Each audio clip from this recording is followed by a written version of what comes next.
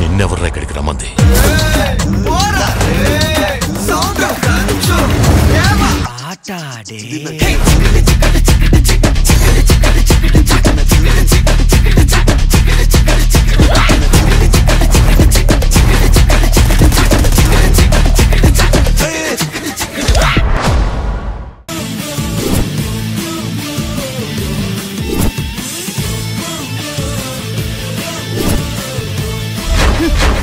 నాందా Thalaiva female version.